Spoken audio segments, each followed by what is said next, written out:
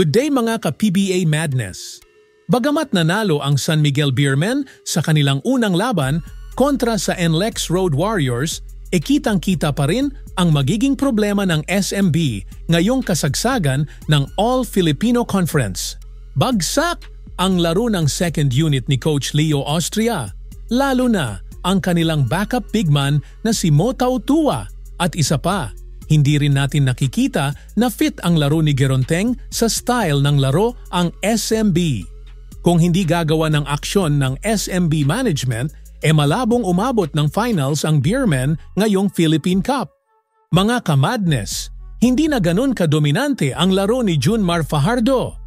Marami ng bigman sa PBA na kahit mas maliit kay Kraken, kayang pantayan ang kanyang lakas. Kahit nga si Brandon Ramirez, kayang itulak at ilayo si Fajardo sa kanyang comfort zone. At paano pa nga kung pumasok na sa PBA ang iba pang bigman na inaabangan mula sa collegiate rank na sina Mike Phillips at si QMB.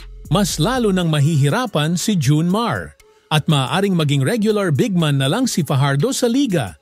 Kaya sa pagkakataong ito, kailangan ng Beermen na magkaroon ng bago at mas flexible na sistema from the coaching staff.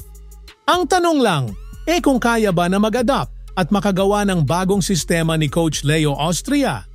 Mga ka-madness, nagiging defensive liability ng SMB si Junmar kontra sa mga bigman na merong consistent na outside shooting at sa mga bigman na mabibilis sa transition. Kahit nga sina Mo Tautua at Rodney Brondiale, mga low post defender at hirap din sa perimeter.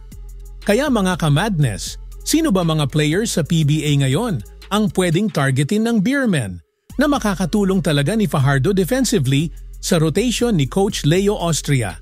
Para sa trade suggestion, pwedeng i-trade ng San Miguel si Rodney Brondial kapalit ni Cade Flores ng Northport, or si Mo Tautua at Geronteng kapalit naman nina Jonel Policarpio, Enoch Valdez at future second round pick sa darating na rookie draft.